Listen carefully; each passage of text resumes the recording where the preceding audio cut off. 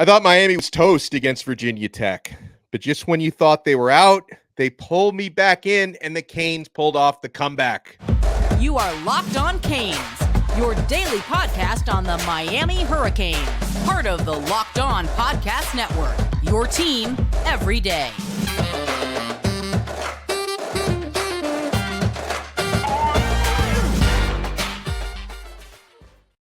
I am Alex Donno, University of Miami alumnus, longtime South Florida sports radio vet, and contributor to allhurricanes.com. Thank you to the everydayers for making Locked On Canes your first, or in this case, second listen of the day. We're free wherever you get your pods. We're free on YouTube. We're part of the Locked On Podcast Network, your team every day. Going to be talking basketball and baseball on this episode of Locked On Canes, and I'm pumped up. I mean, Hurricanes, I was watching the rough start that they had yesterday against Virginia Tech. They were down 9 at halftime. They had that period where they were shooting 2 for 10. It was ugly at times, but they led the comeback. And who better to talk about it with than Locked On basketball associate with the fresh hoodie. Hoodie Girl has got the fresh Adidas hoodie on. How are you?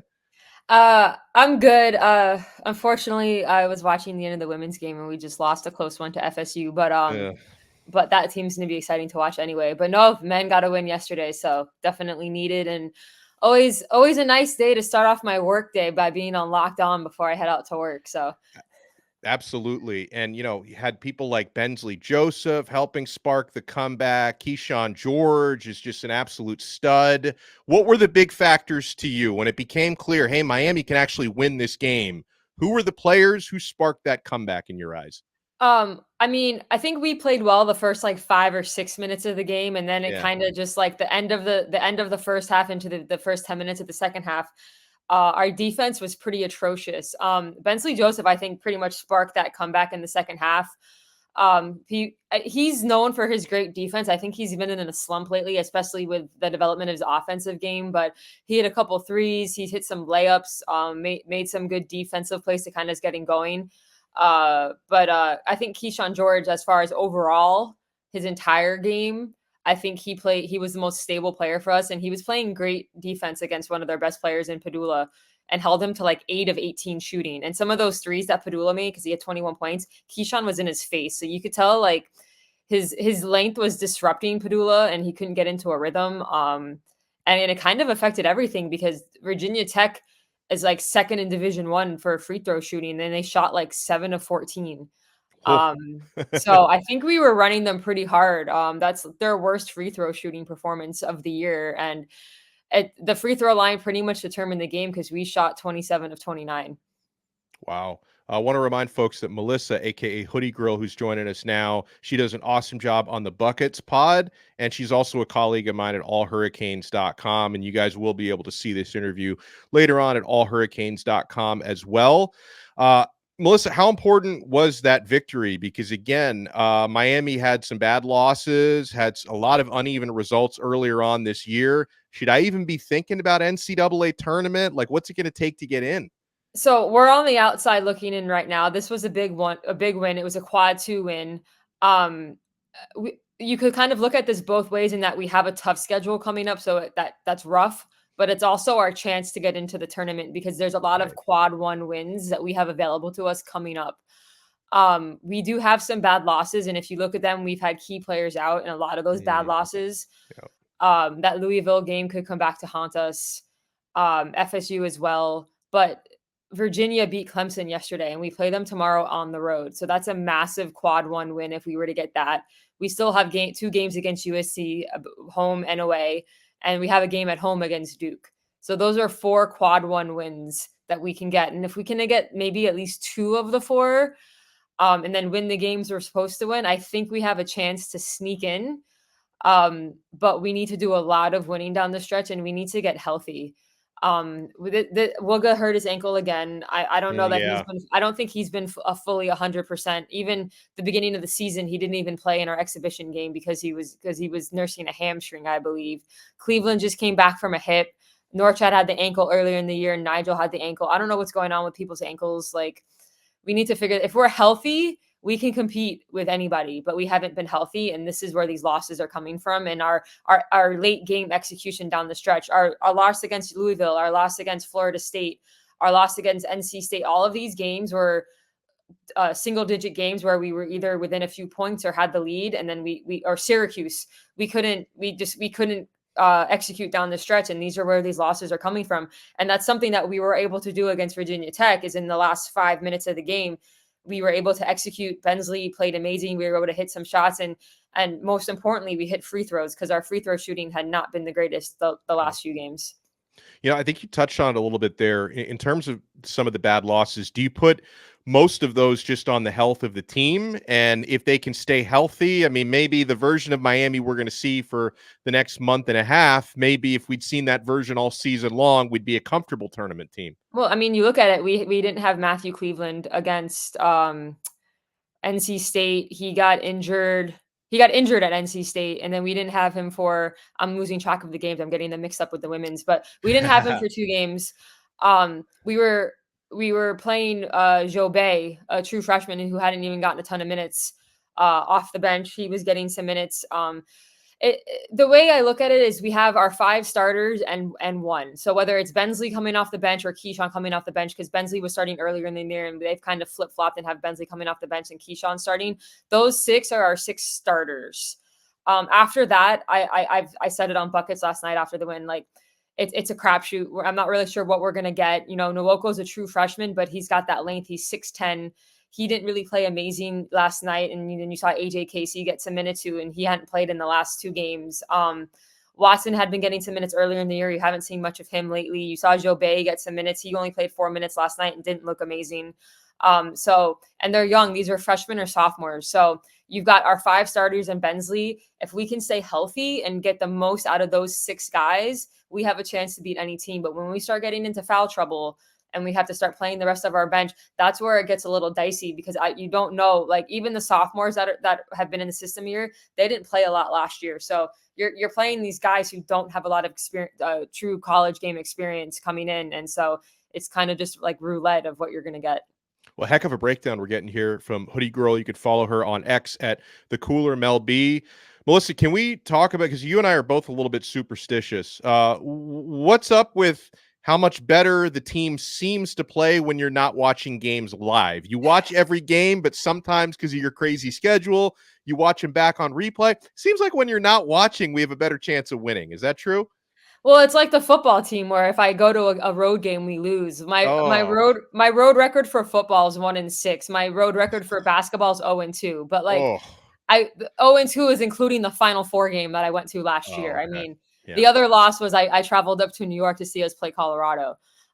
We know how that happened. I've watched a lot of wins also. I mean, I watched our first Virginia Tech game and we beat them. I mean, I've been to a few home games. I was at the women's NC State game and we beat them and they were ranked 4. So, and they're still a top 16. So, I mean, I do tend to watch some wins, but the problem is I travel to really big games. And so the probability of us losing is higher because we're playing a really good team. So, I mean, I'm not going to stop. I'm going to keep going to support my team. And eventually, I'll get a road win. Right now, my only road win is the football team playing Pitt in 2019. So, well, I may start a GoFundMe to keep Melissa from traveling to games.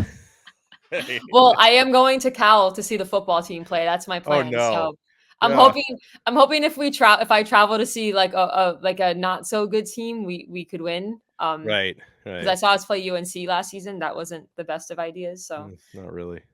Good first half, and I don't know. You should have left at halftime. My work here is done. Let me get out of here. I don't want to go back there anyway. I don't like that stadium. Really? I've never been there. Well, what's the deal? I'll tell you about it offline. Oh, okay. All right. Fair enough. Well, great stuff as always here from Melissa. Make sure you check her out on the Buckets Pod. When's the next Buckets Pod, by the way? Probably maybe Thursday night after the women's game. The men play tomorrow at Virginia, but I'm working and Matt's in Costa Rica on vacation. So unless Vish wants to do a pod solo, we won't have post-game coverage. But if you follow our Twitter at buckets_Canes, there's always one of us live tweeting during the games. You can usually tell if it's me because I cuss and put a lot of emojis. But Vish will likely be live tweeting. So definitely check that out. And then we also live tweet during all of the women's games. And the women's team has been a lot of fun to watch. We just had a close loss against FSU, but we've got some good games coming up, and they're likely a tournament team, so they're a team to watch. Let's do it. You could also check out Hoodie Girl's work at allhurricanes.com. I'm part of that site as well, so make sure you check it out. Melissa, thank you so much for the time, and we'll talk again soon. Always a pleasure, Donno. I love coming on Locked On. Hopefully the Avengers can assemble soon. Let's look at next week if you guys can. I hope Chalupa doesn't feel too left out today. Nah, it's hoops. He's good. Yeah, exactly. We'll talk to everyone. By the way, there's a lot more coming up on this episode because we want to talk some baseball. We're less than a week away from the alumni game, about 2 weeks away from the season opening up. Ray Bourg, who's my baseball correspondent this year, he's going to join us. You want to keep it locked right here on this all-new episode of Locked On Canes. And you know I'm only getting started with LinkedIn Jobs. And if you're a small business owner, should be the same deal when you're hiring for your small business. You want to find quality professionals that are right for the role. That's why you have to check out LinkedIn Jobs. LinkedIn Jobs has the tools to help you find the right professionals for your team faster and for free. LinkedIn isn't just another job board. LinkedIn has a vast network of more than 1 billion professionals, which makes it the best place to hire. It gives you access to professionals you can't find anywhere else. LinkedIn does all that while making the process easy and intuitive. Hiring is easy when you have that many qualified candidates. So easy, in fact, that 86% of small businesses get a qualified candidate within 24 hours. Post your job for free at linkedin.com/lockedoncollege. That's linkedin.com/lockedoncollege to post your job for free. Terms and conditions apply. We are also brought to you by the awesome people at FanDuel. I'm getting ready for Super Bowl Sunday, guys. Happy Super Bowl to all who celebrate from FanDuel, America's #1 sportsbook. Because if you're like me, Super Bowl Sunday is all about scoring the best seat on the couch, grabbing your favorite football snacks, and placing some super bets. FanDuel has so many ways to end the season with a W or 2 or 3, because not only can you bet on who's going to win Super Bowl 58, FanDuel also has bets for which players will score a touchdown, how many points will be scored, prop bets like over-under for the national anthem. How many times is Taylor Swift going to be on camera? They have so much more. New customers, join today and you'll get $200 in bonus bets if your first $5 or more, your first bet of $5 or more wins, I should say. Just visit FanDuel.com/lockedon to sign up. That's FanDuel.com/lockedon and make every moment more with FanDuel, an official sportsbook partner of the NFL. Miami Hurricanes baseball season is almost here. February 10th, alumni game. February 16th, Miami opens up their season against NJIT. Got UCF on the 21st. Got the Florida Gators March 1st through 3rd for a big home series, which could give us a really good idea of how good the Canes are or how not so good they are to start the year. Let's bring on our baseball correspondent for this season. Very good friend of ours in the show, Ray Bourg. You may know him as the GA Cane fan. And I love it how, Ray, you always come dressed like you're the third base coach. And I love that. How are you? Oh, the mug. The mug as well. Now, college baseball season, first thing that I notice when I look at the top 25, for example, let me comb through this real quick for those listening. You see, unfortunately, those pesky Gators crack the preseason top 5, and I scroll down through the whole thing, and there's no Miami, Ray. Miami did not crack the top 25. Tell me why. I think it's a couple of reasons. They're a very young team. They got 11 true freshmen coming in this year, and they have only four seniors, and they're all transfers from other schools.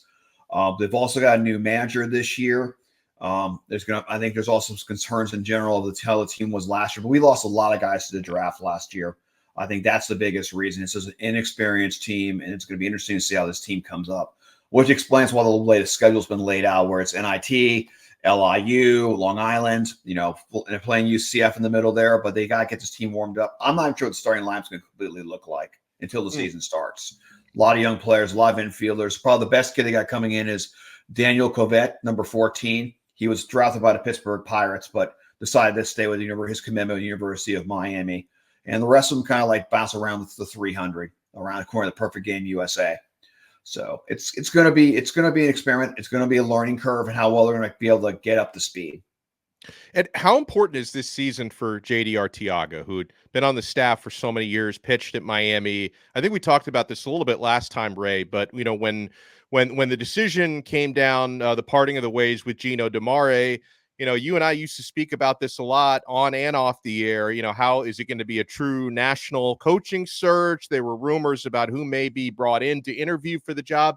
And ultimately, Miami stayed in-house. And it's the second straight time they stayed in-house. They stayed in-house with DeMare. After Jim Morris retired, they stay in-house again. How big is this year for JT Arteaga? Because I know that a lot of people out there are just kind of concerned if maybe Miami should have cast a wider net to find the next guy.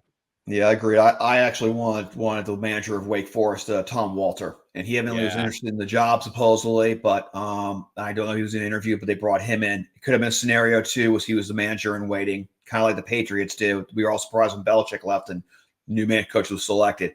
I think it's an important year that they're competitive and they can actually show they can develop players. They've got some recruiting, a lot of good prospects they're trying to bring in. And it's a very difficult way the scholarships are set up. But he has to do – I think the bottom half of the season is going to be more important than the beginning. He's got to see where these players are developed, where we are with these series, specifically within conference against teams like Clemson, who is in the top 25, Georgia Tech, who has got a lot of sleepers in their sleeper team in the ACC, North Carolina, Duke. It's huge that end of the season if they can be competitive. I don't think they're going to get blown off the diamond, but I do think we're going to see some struggles. I don't think it's going to be like the last couple of years where – they would sweep whoever they were playing in ACC, or be 2-1, or 2-1 they would win the series out. It's going to be a lot of losses, I think, on some of these series, on some of these better teams. I'm hoping I'm a little bit going to be surprised, but it all depends on the development, especially with the pitching. All right, let's talk about the preseason top 5 from Baseball America. There's a lot of rankings out there now. Florida, who Miami is going to see for a home series in early March, they're in there in the top 4. Number 1 team shares a conference with you. Wake Forest has the number 1 ranked baseball team in the country. Do you agree with that top 3, Ray? And what can you share about this group? Yeah, or that top 5, I should say. You can't argue with that. I mean, you got Nick Hood's at first base. He's got a 527 on base percentage. You got Marquis Houston, who's a solid shortstop. You got Michael Masser, a pitcher, who was basically pure freshman, I believe. You've got a really solid team, and you've also got Charlie Burns as a pitcher as well. It was a transfer to the University of Tennessee, and he's basically that's a transfer coming in from Tennessee to Wake Forest, who's supposed to be the first pitcher off the board in this June's MLB draft. Wow. What about the Florida Gators, who Miami's going to see March 1st? UF is loaded. They're a really good team. In fact, there was a poll with those coaches in the Baseball America who's going to win it. They were tied with LSU, only by 26.9% to win it. They are the favorite. They should win it. They're solid. UF, they were the World Series runner-up last year. Kevin O'Sullivan's just put an incredible program together. A couple of their really good players. They have a lefty first baseman, Jack Koliga, I apologize if I'm pronouncing that wrong. Super player. He's actually forecast to be the number 2 pick in the draft, which is right now the Oakland A's, or soon to be Las Vegas A's. Another one is another lefty. He's a gentleman who's a first baseman. I'm sorry if I said pitcher, but a lefty pitcher. Gotta love those lefties myself being southpaw. Cade Fisher from the bullpen, and he was a true freshman last year, and he was 6-0. So in the SEC, which is solid. In fact, I think there's at least 8 to 10. I didn't count off the top of my head. SEC teams in the top 25. There is a loaded conference. Sound familiar? Yeah, it sounds like football. Football and basketball. Absolutely. They're solid. And there are not as many as SEC, but there are, you touched on a little bit, a number of ACC teams that are in the top 25. How strong do you think the ACC is going to be this year? They're going to be strong. There's some good teams. In fact, the ACC teams that are ranked, Wake Forest, Clemson, UVA, Duke, UNC, and NC State. So they're going to be very competitive. They're very good teams. The question is going to be is what they can do in the tournament. I hear you. Are there any Are there any teams you look at in the top 25, even outside of the top 5, that could be sleepers for this year? I think the biggest sleeper is going to be the win it all is TCU. They came out of the blue last year and did really well, and they lost, I believe, to the eventual national champions, LSU. I think you're right. Yeah. TCU is a surprise. They've also got this two-way player that transferred, Peyton Tolle, who's a really good player. But TCU is a really good team. The Big 12 is got a couple of good teams: Oklahoma, Oklahoma State, Texas, another good one. But TCU could be the real surprise to win the whole thing. What about a team in your area, Georgia Tech? You live nearby. What are the expectations for this year? Expectations, I believe, is to at least make the tournament this year. They played really well. They've got some good freshmen. They built a decent program. How far they'll go, we'll find out. There's not a lot of support for them. You're dealing with the Braves, which get the majority of the interest, but they are a very good team. And Miami's had their problems with the Bees. They're a very difficult team, and they're going to be playing here toward the end of the season. I'm hoping to catch all 3 games. I like it. Ray Bourg is with us talking a little Miami Hurricanes baseball. Again, dates to look out for.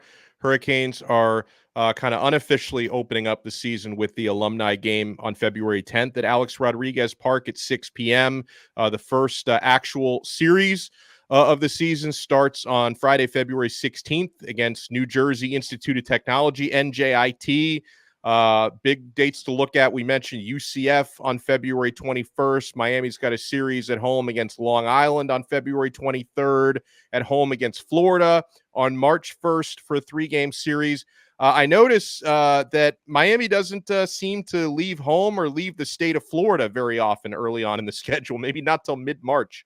No, they usually don't. What I've kind of noticed over the years is the northern teams want to come down here and they want to get their practice in. It's just too cold to play up north baseball, living in Boston for 2 years. So you'll get those teams from the Northeast that want to play early and come on down. Even part of the Carolinas will want to come down first. And then toward the middle of the season is when Miami really starts going on the road in the ACC. I don't think they leave the state till, like I said, March. And I think it's against either North Carolina or Duke off the top of my head. I want to say Notre Dame. I think Notre Dame, that's right. Yeah. Notre Dame is the first time they leave the state. And that's not until team to watch. Yeah, March 22nd is when they leave the state to face Notre Dame, because they have North Carolina at home for a 3-gamer. March 15th, 16th, and 17th. They've got FIU at home on March 19th, and then they leave the state for the first time March 22nd. So it's going to be a nice stretch of home baseball. And I always tell people, it's probably the best family-friendly sporting event you can go to in this town, especially when you think about the affordability. Took my son out to a couple of games last year, and I got to tell you, Ray, he's not even that into baseball, but he gets into it. He gets into the innings, especially, when he sees a guy hit a home run, he gets so excited. Miami hit a walk-off home run in one of the games that we went to, and he loves the milkshakes. I love the fact, favorite flavor. Yeah. Oh, well, he's very traditional, my son. He goes with chocolate. Chocolate is it's just the chocolate shake. But he was into it. I love the fact I don't have to break the bank to go out there. So it's one of the better local sporting events anyone can go to down here. No, they do. They do a very good family atmosphere, to say the least. And I've never been to a game before, believe it or not. But I'm hoping to go down to some. I'm not sure about hopefully this season if things work out with work and family. Let's get it going, man. Leave the family behind or take the family with you. You're just talking about what a great family environment is. Bring them all down. Yeah, absolutely. That'd be a good time. But also, it's going to be interesting with Miami, too. And actually, the ACC poll came out as well, too, for the divisions. They are split, by the way. This is not one division. It's definitely split between the Atlantic and Coastal. And it's Virginia was number 1 in the Coastal, and then Wake Forest, obviously, is number 1 in the Atlantic. But I'll give you a quick curveball. Now, Notre Dame plays baseball. Who's the only ACC team that does not play baseball?